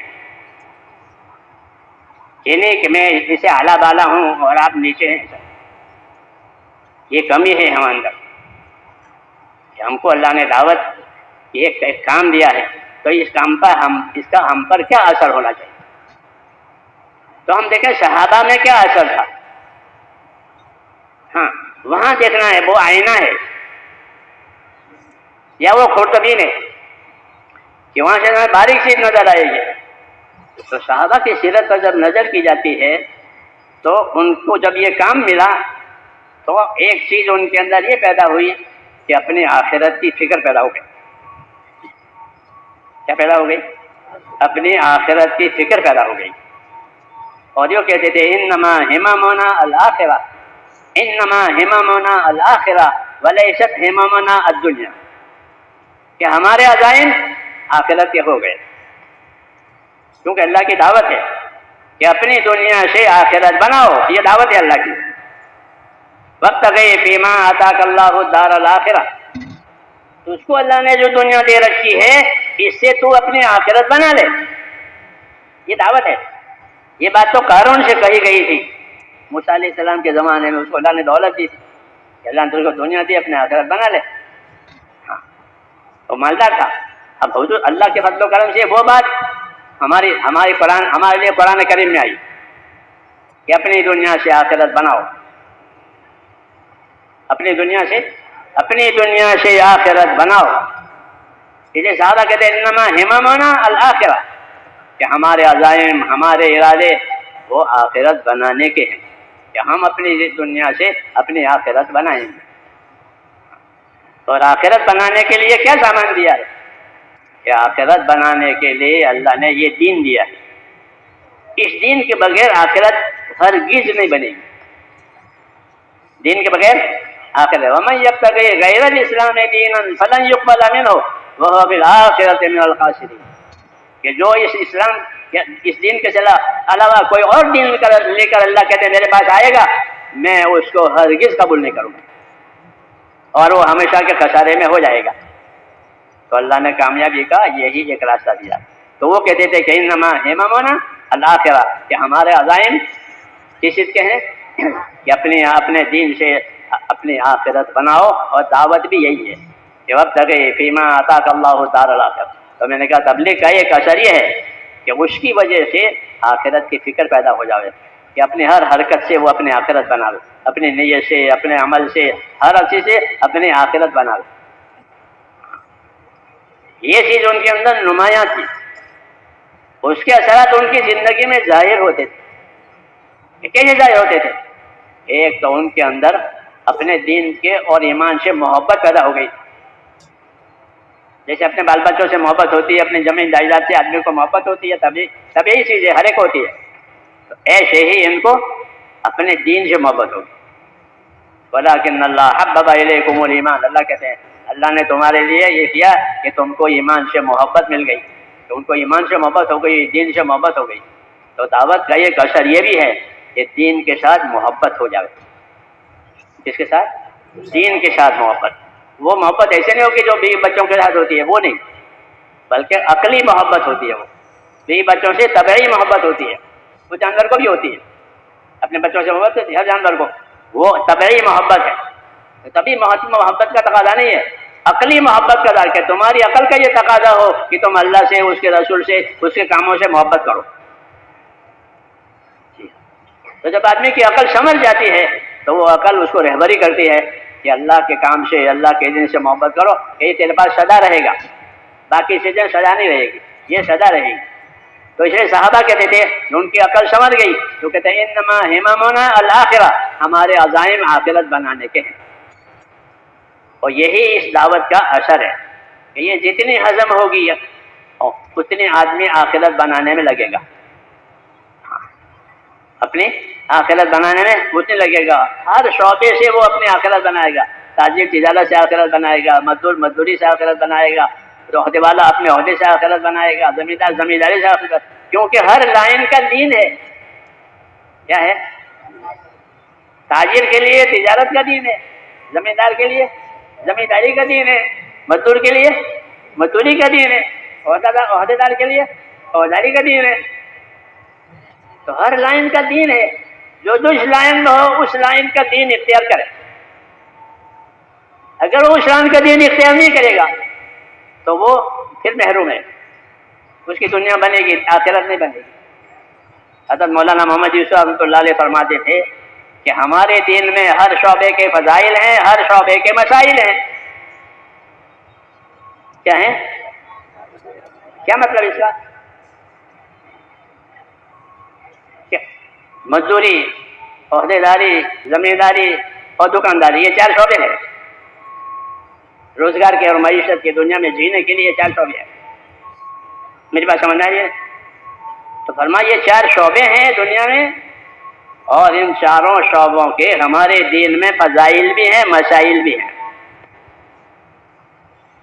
تجارت کے فضائل ہیں اور تجارت کے مسائل ہیں. عہدے داری کے فضائل ہیں، عہدے داری کے مسائل بھی ہیں. مزدوری کے فضائل ہیں اور مزدوری کے مسائل ہیں. زمینداری کے فضائل ہیں، زمینداری کے مسائل ہیں. تو کسی شعبے میں جائے گا ان چاروں میں سے. ہاں، تو اگر اس کے بعد دین ہے تو وہ اپنے اسی شعبے سے کامیاب ہو کر نکلے گا دین کی وجہ سے. اس لیے کہا وَمَن يَبْتَغِ غَيْرَ الْإِسْلَامِ دِينًا فَلَن يُقْبَلَ مِنْهُ، جو اس دین کے سوا کوئی اور دین اختیار کر کے آئے گا وہ نہیں قبول کرے. چاہے وہ تاجر ہو، چاہے وہ عہدیدار ہو، مزدور ہو، کوئی بھی ہو. عبادت میں بھی اگر کوئی دوسرا طریقہ اختیار کیا ہے نبی کے علاوہ، نبی کے طریقے کے علاوہ، تو وہ بھی قابل قبول. اس لیے میرے دوستو، دین کی بنیاد جس طرح محنت پر ہے، دین کی بنیاد اتباع پر ہے. کس پر ہے؟ اتباع کرو. ہاں، اتباع کرو. اتباع میں محنت بھی ہے کہ محنت بھی کرو، اور محنت کے ساتھ خالی محنت نہیں کرنی ہے بلکہ محنت میں زندگی اتباع پر آوے. آخری چیز اتباع ہوتی ہے. آخری چیز وہ کیسے؟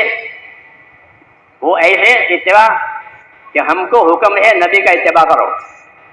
ہے نہیں حکم کہ اپنے نبی کا اتباع کرو، اپنے نبی کی پیروی کرو، اور نبی کو حکم ہے کہ وحی کا اتباع کرو. نبی کس چیز کا اتباع کرے گا؟ وَاتَّبِعْ مَا يُوحَىٰ إِلَيْكَ، جو چیز آپ پر وحی آ رہی ہے آپ اس کے متبع بنیں، اس کے اتباع کریں، دوسری طرف نہ جائیں. اور ہم کو کیا حکم ملا ہے کہ نبی کا اتباع کرو. تو دین میں اصل اتباع ہے. محنتیں اس لیے ہو رہی ہے کہ اتباع کا مزاج بنے. محنت کے لیے نہیں ہوتی. کوئی بھی محنت کے لیے نہیں ہوتی ہے کہ بھائی کیوں محنت کی؟ کہ محنت کے لیے. کہ کیوں اذان دی؟ کہ اذان دینے کے لیے. ایسا نہیں ہوتا. اذان نماز کے لیے ہوتی ہے اور محنت منفعت کے لیے ہوتی ہے. محنت کس لیے؟ منفعت کے لیے، اس کے نفع کے لیے ہوتی ہے کہ اس محنت کا کیا نفع ہے. مزدور محنت کرتا ہے تو اس سے اس کا نفع ہوتا ہے. کاریگر اپنے کاریگر کرتا ہے، اس سے اس کا نفع ہوتا ہے. ایسے ہی ہم کہ اپنی محنت کے ذریعے سے ایک تو محنت کا طریقہ صحیح ہو، پھر دیکھیں اس کا کیا نفع ہے، اس کا کیا نفع ہے. تو جو محنت صحیح ہوگی وہ محنت رسول کے اتباع پر لے جائے گی. وہی محنت صحیح ہے، وہی محنت صحیح ہے جو رسول کے اتباع پر لے جاوے. جی ہاں، رسول کے اتباع پر نہیں لے جا رہی ہے تو وہ محنت ہی صحیح نہیں. کہ محنت منفعت کے لیے ہوتی ہے، محنت کے لیے نہیں ہوتی. آدمی جانوروں سے کھیتی کرتا ہے، ٹریکٹر سے کھیتی کرتا ہے، مراد کیا ہوتی ہے؟ فصل لینا ہے، زمین سے فصل لینا ہے. چاہے ٹریکٹر سے کرے، جانوروں سے کرے، مراد فصل لینا. تو محنت کا مقصد منفعت ہوتی ہے کہ ایک محنت سے ہمیں ایک نفع لینا ہے. تو ہماری محنت کا کیا نفع ہے؟ کہ ہماری محنت کا اصل نفع یہ ہے کہ ہماری زندگی رسول صلی اللہ علیہ وسلم کی زندگی سے مل جائے. ہماری زندگی حضور صلی اللہ علیہ وسلم کی زندگی سے مل جائے. یہ اصل مراد ہے. باقی طریقہ کار ہے. کیا ہے؟ یہ طریقہ کار وہ معتبر ہے جو مقصد کار پر لے جاوے. میری بات خدا کرے سمجھ میں آوے. یہ طریقہ کار وہ معتبر ہے جو مقصد کار پر لے جاوے. ہاں، جیسے لوگ دنیا میں مختلف طریقے سے محنت کرتے ہیں. کھیتی کرتے ہیں تو ٹریکٹروں سے کرتے ہیں، جانوروں سے کرتے ہیں، اور بغیر ان کے بھی کرتے ہیں. سبزی والے، ان کا کیا مقصد ہوتا ہے؟ کہ ان کا مقصد زمین کی پیداوار لینا ہے. سب کا مقصد ایک ہی ہے، ٹریکٹر والا ہو، بیلوں والا ہو، جی ہاں، سب کا مقصد زمین سے پیداوار لینا. محنت کے طریقے مختلف اور مقصد ایک. تو طریقہ کار مختلف ہوتے ہیں، مقصد کار ایک ہوتا ہے. طریقہ کار مختلف آسانی کے لیے کہ بھائی جانوروں سے کھیتی نہیں ہوتی، ٹریکٹروں سے کرو، مشینوں سے کرو. اسے کوئی حرج نہیں ہے، کوئی حرج نہیں ہے. طریقہ کار مختلف ہوتے ہیں اور وہ سب صحیح بھی ہوتے ہیں، اور مقصد کار ایک ہی ہوتا ہے. وہ مقصد کیا کار ہوتا ہے کہ وہ نبی کریم صلی اللہ علیہ وسلم کا اتباع نصیب ہو جاتا. مولانا الیاس صاحب سے پوچھا گیا تمہارے اس کام سے کیا مقصد ہے؟ انہوں نے فرمایا کہ اس کام سے ہمارا مقصد یہ ہے کہ جو چیزیں حضور صلی اللہ علیہ وسلم اللہ کے پاس سے لے آئے ہیں وہ ہماری زندگی میں آ جائے، یعنی آپ کا اتباع ہو جائے. کہ جو باتیں حضور صلی اللہ کے پاس سے لائے ہیں یا اللہ نے آپ کو دی ہیں کہ وہ ہماری زندگیوں میں آ جائے. اور کچھ لینا نہیں ہے دنیا والوں سے، تاکہ مجھے حکومت لینی ہے، مالدار سے مال نہیں لینا ہے، کسی سے کچھ نہیں. ہم کو تو یہ ملنا چاہیے کہ اگر یہ ہم کو حاصل ہو گئی کہ ہمارا مقصد حاصل ہو گیا. ہاں، تو میں نے کہا اصل زندگی وہ اتباع کی زندگی ہے. ہاں، اور یہ اتباع انفرادی زندگیوں میں ظاہر ہوگا. کہاں ظاہر ہوگا؟ ہاں، علاج کی طرح سے. 100 پلنگ ہے اور 100 پلنگ پر 100 بیمار ہے، اور 100 بیماروں کا علاج ہو رہا ہے، لیکن ان کی صحت اور تندرستی کو انفرادی طور پر دیکھا جاتا ہے کہ اس مریض کو کتنا فائدہ ہوا، اس مریض کو کتنا فائدہ ہوا، ابھی اس کے علاج میں کتنی دیر لگے گی. یہ انفرادی دیکھی جاتی ہے. میری بات سمجھ آ رہی ہے؟ علاج تو اجتماعی ہوتا ہے، اور ان کو دیکھا کیسے جائے گا؟ انفرادی دیکھا جائے گا. ایسے یہاں ہے 4 مہینے بھی لگیں گے، چلے بھی لگیں گے، سب انفرادی طور پر اپنی ذاتی زندگی میں کتنا دن آیا یہ دیکھا جائے گا. انہیں کوئی دھوکے میں نہ رہے کہ ہم تو ہیں، ہم تو ہیں. ہاں، ایسا ہوتا ہے کہ ہم تو ہیں تبلیغ میں. ایسا نہیں ہے، بلکہ یہ علاج ہے، کاروبار ہے. کاروبار بازار میں سب کرتے ہیں. ہر تاجر دیکھتا ہے کہ میں نے کتنا کمایا، وہ مجمع کو نہیں دیتا بازار والے کتنا کما رہے ہیں. میں نے کتنا کمایا، مجھے کتنا نفع ہوا. تو میرے دوستو، محنت اجتماعی ہوگی لیکن نتائج انفرادی طور پر دیکھے جائیں گے کہ میری زندگی میں کتنا دن آیا، کتنی غلط چیزیں میری زندگی میں سے نکل گئی. ہاں، اس لیے اللہ تعالیٰ کی طرف سے 2 چیزیں ہوتی ہیں، ایک قبر، ایک قیامت. ایک قبر اور ایک قیامت. قبر میں آدمی کی انفرادی زندگی دکھائی جائے گی وہ اکیلا ہوگا اور اس کی انفرادی زندگی دکھائی جائے گی کہ تیری انفرادی زندگی یہ وہ قیامت کے اجتماع سب چھپی ہوئی چیزیں کھل جائیں گی. یوم تبلی السرائر کہ آج کا دن وہ ہے کہ تمام چھپی چیزیں کھل جائیں گی. اجتماعیت آ جائے گی, چور کی چوری سامنے آ جائے گی, خیانت کرنے والے کی خیانت سامنے آ جائے گی, تقوی والے کا تقوی سامنے آ جائے گا. ہاں یہ کون لوگ ہیں؟ یہ متقی لوگ ہیں. یہ کہاں جا رہے ہیں؟ یہ اللہ کے مہمان ہیں, جنت میں جا رہے ہیں. ہاں متقی یہ اللہ کے مہمان ہیں. یہ کہاں جا رہے ہیں؟ یہ جنت میں جا رہے ہیں, یہ اللہ کے مہمان ہیں. کہ ان کا تقوی ظاہر ہوا. تقوی ظاہر ہوتا نہیں, وہ تو اندر ہوتا ہے. تقوی پرہیزگاری, حضور نے فرمایا تقوی ہاں ہونا, پرہیزگاری تو یہاں ہوتی ہے. کوئی جانتا نہیں ہے, کسی کو دکھا نہیں سکتے کون کتنا متقی ہے, اندر ہے. آج ظاہر ہو جائے گی. یہ جنت کی طرح ایک وقت جا رہا ہے. یہ کن کا وقت ہے؟ یہ متقیوں کا وقت ہے, یہ تقوی والوں کا وقت ہے. یہ جنت میں جا رہا ہے. اور یہ کون ہے؟ کہ مجرمین ہے. یہ مجرم لوگ ہیں. یہ کہاں جا رہے ہیں؟ جہنم کی طرف جا رہے ہیں. تو ان کی مجرمانہ زندگی بھی اور ان کی متقیانہ زندگی بھی دونوں کو ظاہر کر دیا. قبر میں ظاہر نہیں ہوا, قبر میں اسی کے لیے ظاہر ہوا ہے. میری بات سمجھ آ رہی ہے؟ یہ نظام ہے اللہ تعالیٰ, اجتماعیت کا بھی, انفرادیت کا بھی. یہ چیزیں اس لیے دکھائی گئی ہے کہ اپنی آخرت بنا لے اپنے دین کے ذریعے سے. جیسے صحابہ کہتے کہ ہم تو اپنی آخرت بنانے کی فکر میں ہے, انما ہممنا الآخرہ, کہ ہمارے عزائم آخرت بنانے کے ہیں. اور یہی اصل ہے کہ آدمی اپنی صلاحیتوں سے اپنی آخرت بناوے.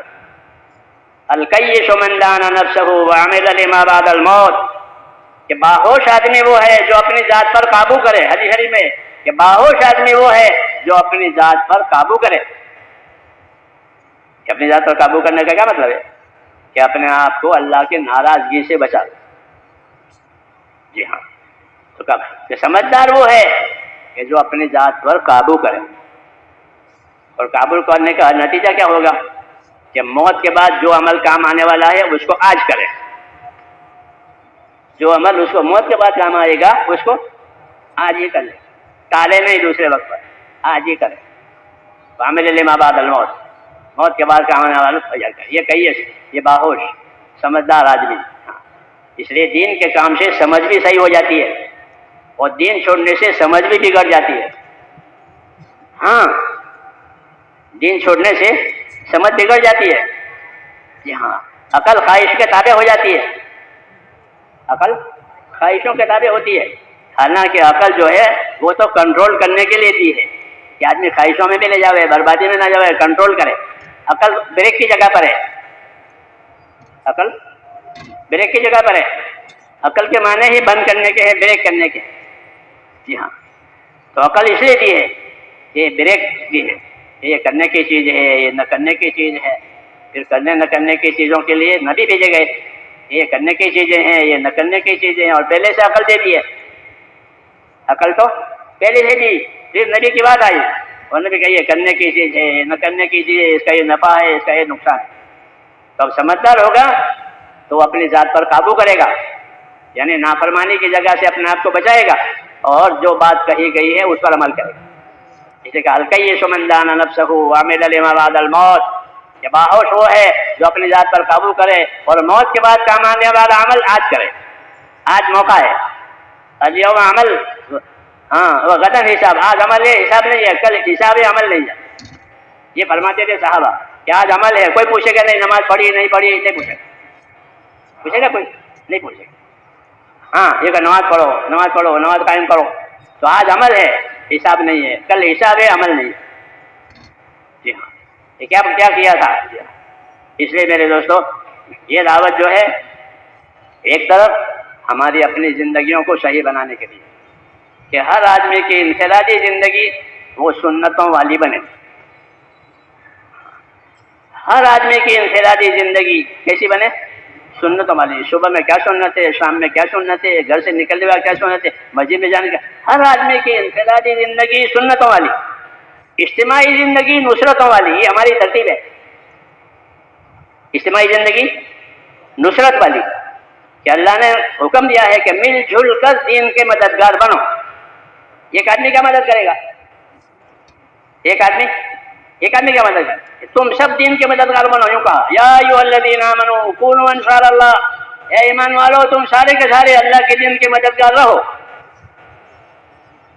تو دین کی مدد کرنے کا حکم عام ہے کہ ہر آدمی اپنا دین سیکھے، دوسرے کو سکھاوے، دوسرے کو سیکھنے کرنے عمل کرنے کی دعوت دے. جی ہاں. تو نصرت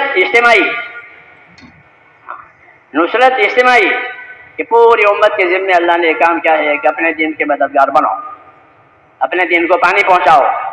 جیسے زمین کو پانی پہنچتا ہے تو زمین اپنی پیداوار ظاہر کرتی ہے، اور پانی کٹ جاتا ہے تو پھر سب سوکھ جاتا ہے.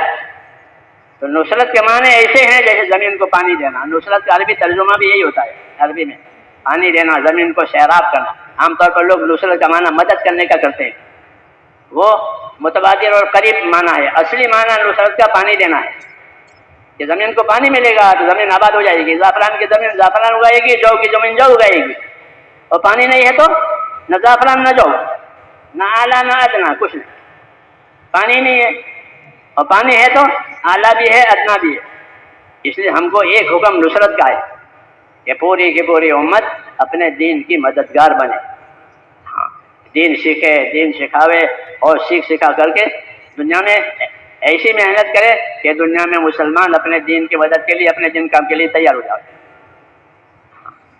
یہ محنت کہ اسے تمہارا ماحول بنے گا، اسے لوگوں کے لیے کام آسان ہو جائے گا. اس کو نصرت کہتے ہیں. تو نصرت کا عمل یہ اجتماعی عمل ہے کہ سب مل جل کر کے مددگار بنو. اور انفرادی زندگی میں نبی کی سنتوں کے پابند بنو. ہاں، پہچان ہے یہ مسلمان ہے. کیوں کہ اس کے اوپر سے نیچے تک یہ مسلمان، اوپر سے نیچے تک مسلمان ہے. اس کی زندگی بتا رہی ہے. ہاں، یہ تقویٰ طہارت کے ساتھ ہے. ہاں، اس کی زندگی پاکیزہ ہے. ہاں، تو انفرادی زندگی کو سنتوں پر لانا، اجتماعی زندگی کو نصرتوں پر لانا، یہ ہے کام کا طریقہ اصلی. ایک ایک مسلمان اپنے نبی کی سنتوں کا پابند کہ صبح آپ نے کیا کیا تھا، شام میں آپ نے کیا کیا تھا، آپ مسجد میں کیسے داخل ہوتے تھے، مسجد کیسے نکلتے تھے، اوپر چڑھتے تو اللہ اکبر کرتے تھے، نیچے اترتے تو سبحان اللہ. یہ سب سنتیں ہیں. سنتیں کہاں ظاہر ہوگی کہ انفرادی زندگیوں میں. اس لیے صحابہ کو کہا کہ میرے صحابہ ستاروں کی طرح سے. ستاروں میں حرکت بھی ہوتی ہے، روشنی بھی ہوتی ہے. ہر ستارے میں حرکت بھی ہے اور روشنی بھی ہے. کہ میرے صحابہ کے ستاروں کی طرح کہ وہ حرکت میں بھی ہے اور روشنی میں. یہ طریقہ چاہیے کہ ہمارے اندر حرکت بھی ہو اور اپنے ایمان کی اور اپنے دین کی روشنی بھی ہو. ہاں، دونوں. تو حرکت کا پتہ چلے گا. اندھیرے میں اندھیرا ہو گیا تو حرکت کا پتہ کیسے چلے گا؟ تو ستارہ روشنی کے ساتھ حرکت کرتا ہے تو پتہ چل رہا ہے ستارہ چل رہا ہے. یہ صحابہ کی زندگی بتائی کہ وہ اپنے دین کو لیے ہوئے ہیں، ایمان کو، اعمال کو، اخلاق کو. اس کا نور ہے اور اس کے ساتھ حرکت بھی ہے. حضور صلی اللہ علیہ وسلم نے امت کو حرکت دی ہے. جی ہاں، یہ نہیں کر کے بیٹھو اللہ اللہ کرو کھاؤ پیو ایسا، بلکہ آپ نے اس کو حرکت دی ہے. جیسے چکی کو حرکت دی جاتی ہے تو چاروں طرف آٹا گرتا ہے. چکی کو حرکت ملتی ہے تو چاروں طرف آٹا گرے گا. کیوں؟ دانے ڈالے گئے، اور دانے نہ ڈالو تو پھر آٹا نہیں، آواز ہے. ہاں، تو دانے ڈال کر چکی چلائی جاتی. کیا مطلب ہوا کہ علم و ذکر لے کر حرکت کرو. کیا لے کر؟ علم و ذکر لے کر حرکت کرو. کہ نبی صلی اللہ علیہ وسلم نے ہم کو کیا علم دیا ہے اور کیا عمل دیا ہے کہ اس کو لے کر حرکت کرو. جیسے دانے ڈال کر حرکت کرو تو آٹا ہی آٹا ہے، پھر روٹی روٹی ہے، کچھ کرنا نہیں ہے. پھر کیا کرنا ہے؟ آٹا تو آ گیا. تو ہماری دعوت علم و ذکر کے ساتھ ہے کہ دین سیکھو، دین سکھاؤ، دوسروں کو بتاؤ اور اپنی زندگی کو بھی عمل پر لاؤ. تیسرا نمبر تو ہماری ریل کی پٹری کی طرح سے ہے. ریل بغیر پٹری کے کیسے چلے گی؟ تو علم و ذکر کے بغیر دینداری کیسے آئے گی؟ آئے گی؟ پٹری کے بغیر ریل چلے گی؟ نہیں چل سکتی. ریل کو پٹری چاہیے اور پٹری کو ریل چاہیے. خالی پٹری سے بھی فائدہ نہیں ہے. ہاں، ریل پٹری کے ساتھ اور پٹری ریل کے ساتھ. تو مسلمان کی زندگی علم و ذکر کے ساتھ. جس کے ساتھ علم و ذکر کہ اس وقت اللہ نے مجھے کیا حکم دیا ہے اس کا اس کے پاس علم ہو. اور اسے عمل کرنے کا نبی نے کیا طریقہ بتایا ہے وہ اس کو خبر ہو. یہ علم و ذکر کا مطلب ہے. سمجھ آئی نا بات؟ سنتے نہیں اوپر چڑھو گے تو کیا کرو گے؟ اللہ پر کہیں گے. کیوں کہ ہم کو طریقہ ملا ہے کہ جب اوپر چڑھو تو تکبیر کرو, اللہ کی بلندی بیان کرو, اور نیچے اترو تو اللہ کی پاکی بیان کرو.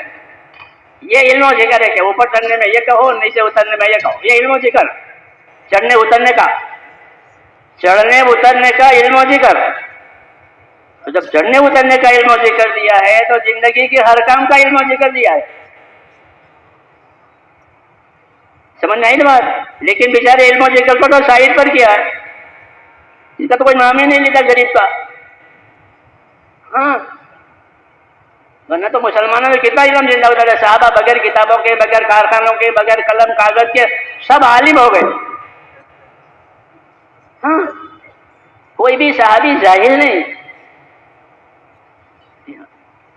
کیوں کہ وہ اپنی محنت سے اس کو سیکھتے تھے, سکھاتے تھے, پوچھتے تھے, یاد کرتے تھے. حضرت اللہ صاحب فرماتے تھے صحابہ نے صحبت سے علم لیا. کاغذ کتاب کارخانے کچھ بھی نہیں تھے نا, تو کیسے علم لیا ہوگا؟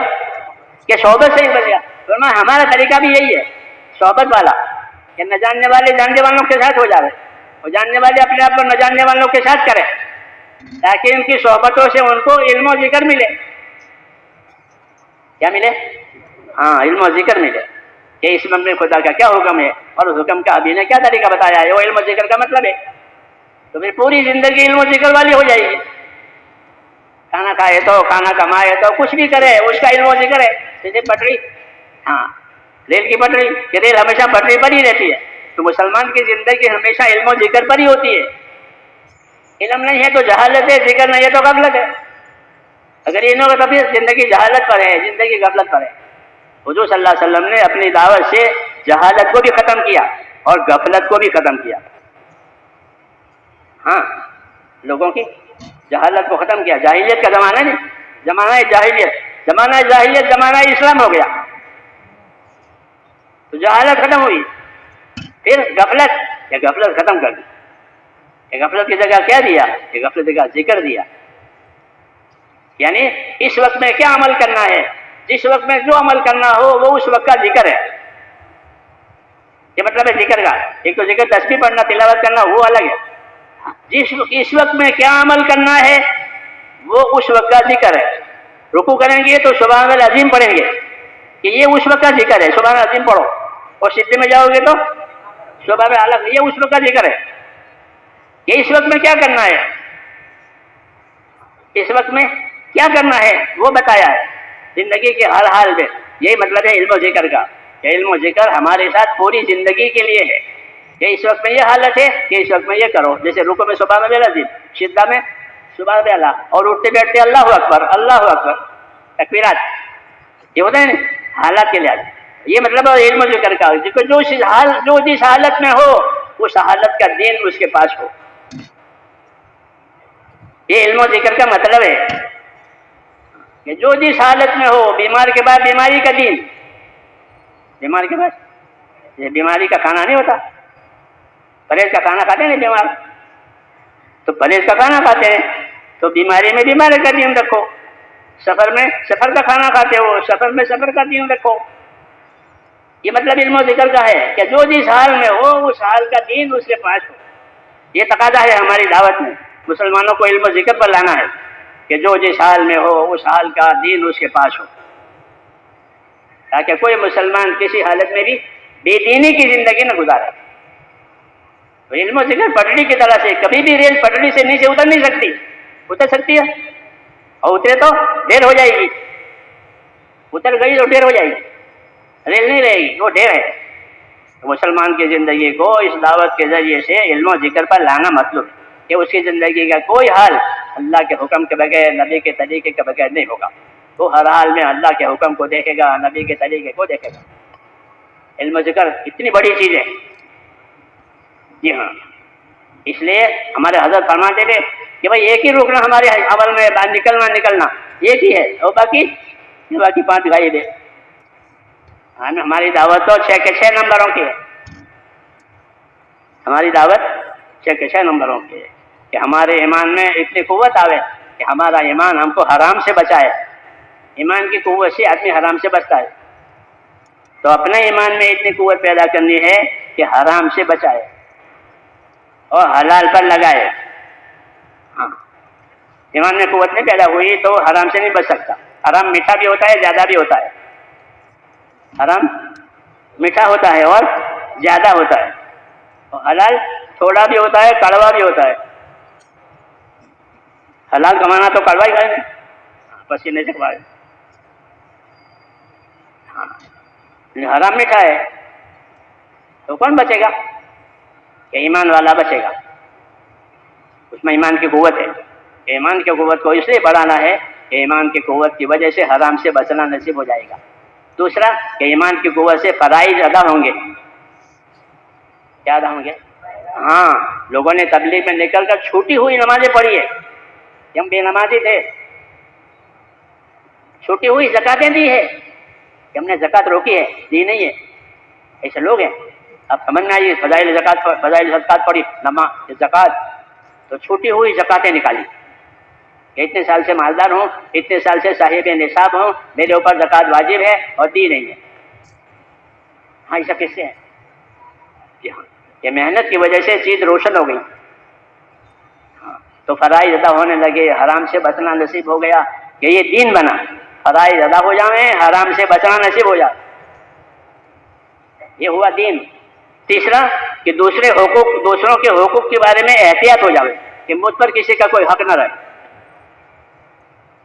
سمجھے؟ یہ ایمان کے کمال کی چیزیں ہے یہ کہ اللہ کے فرائض ادا ہو جائیں، اللہ کے حرام سے بچنے کی طاقت پیدا ہوئے، کسی کا کوئی حق ہمارے اوپر نہ رہے، کسی کا کوئی حق ہم نہ دبائیں، جس کا جو حق ہے وہ ہم سے لے لے.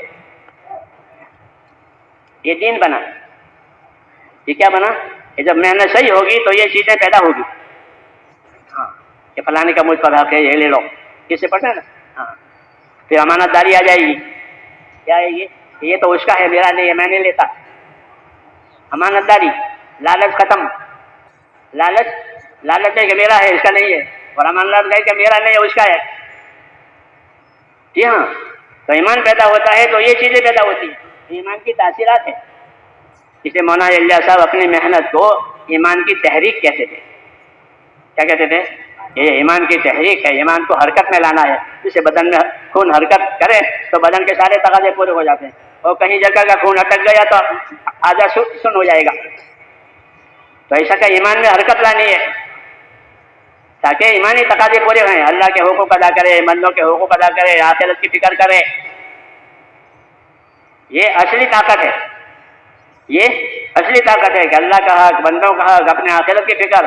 یہ ایمان کی طاقت کی تاثیر ہے. تو فرماتے تھے ہماری یہ تحریک اور ایمان کی تحریک ہے. کوئی عہدہ لینے کی تحریک، مال حاصل کرنے کی تحریک نہیں ہے. ہاں، ہمارے ہاں مطلب یہی ہے کہ ہمارے ایمان بن جاوے، ہمارے اعمال بن جاوے، ہماری آخرت بن جاوے. اس کے لیے یہ محنت ہے. اس لیے اس امت کو اس کی دعوت دی جاتی ہے کہ وہ اپنے آپ کو اس محنت میں لگائے رکھے اور آخر تک لگائے. کوئی میعاد ایسی مقرر نہیں ہے، کوئی میعاد اس کی مقرر نہیں ہے، بلکہ اس کی حد بتائی ہے کہ وَلَا تَمُوتُنَّ إِلَّا وَأَنْتُمْ مُسْلِمُونَ. یہ تشہیر ہے کہ تمہاری موت اس حالت میں آوے کہ اللہ کی بات مانتے مانتے مرتے مر گئے. اللہ کی بات مانتے مانتے مر گئے. پھر آخری عمر سب سے اچھی ہو جاوے، کیونکہ شروع سے ماننا شروع کیا ہے تو آخری عمر سب سے اچھی ہو جاوے. حضور دعا مانگتے تھے. دعا کیا مانگتے تھے؟ ہم کو دعا سکھاتے تھے، اللہم اجعل خیر عمری آخرہ، کہ اللہ میری عمر کا آخری حصہ بہتر سے بہتر ہو جائے تاکہ بہتر زندگی گزار کر اللہ سے ملے. یہ دعوت بھی ہے، یہ تعلیم بھی ہے ہمارے لیے، اور یہ زندگی کا اصلی کام بھی ہے ان چیزوں میں. اس لیے میرے دوستوں، اس کام کو ایک تو سمجھنے کی ضرورت ہے کہ اس کو سمجھیں، قرآن حدیث سے سمجھیں اس کو. ہاں، کہ اس کے سمجھنے کے لیے تو قرآن حدیث آیا ہے. آپ کو جو ذمہ داری دی تھی اس ذمہ داری کو سمجھانے کے لیے قرآن حدیث آیا. مولانا الیاس صاحب فرماتے تھے کہ حضور صلی اللہ علیہ وسلم سب کے رہبر ہیں اور قرآن حضور کا رہبر ہے. قرآن پاک وہ حضور کا رہبر ہے، حضور سب کے رہبر ہے. اور آپ کا رہبر کون ہے؟ اوپر سے وہی آ رہی ہے کہ قرآن آپ کا رہبر ہے. تو ہم کو یہ رہبری ملی ہے، اس میں کوئی شک نہیں ہے، لا ریب فی، کوئی شک نہیں ہے، صاف ستھرا ہے۔ تو پھر کیا کرنا ہے کہ اس کو اپنانا ہے، اس پر اپنی زندگیوں کو ڈالنی ہے، ہاں، اور دوسروں کے ساتھ سہکاری کر کے دوسروں کو بھی اس پر لانا ہے، یہ ہمارا کام ہے۔ تو اس کے لیے سب دوست نیت کرتے ہیں انشاءاللہ، ہاں، اور جو تقاضے اس کام کے ذیل میں ہمارے پاس آئیں وہ تقاضے بھی اوڑھنے ہیں۔ نبیوں کی سنت یہ ہے کہ نبی تقاضے پیدا کرتے ہیں اور امت تقاضے پورا کرتی ہے، یہ سنت ہے نبیوں کی، کہ نبی تقاضے لاتے تھے کہ فلاں کام کے لیے کون تیار ہے، فلاں کام کے لیے کون تیار ہے، تو وہ کھڑا ہو جاتا تھا صحابی کہ میں تیار ہوں۔ تمہارا کیا نام ہے؟ تو اپنا نام بتاتا تھا۔ جی ہاں، یہی ہمارا طریقہ ہے، یہ تقاضے ہیں، یہ تقاضے ہیں، اس کے لیے کون تیار ہے؟ تو اس کے لیے تیاری کرنی ہے اور اپنے جان مال کو اللہ کی امانت سمجھنا ہے۔ کیا سمجھنا ہے؟ ہاں، کہ اپنی جان مال کو اللہ کی امانت سمجھنا، اپنی ملکیت نہیں ہے، یہ اللہ کی امانت ہے اور اللہ کی نعمت بھی ہے۔ جان مال اولاد نعمت بھی ہے اور امانت بھی ہے۔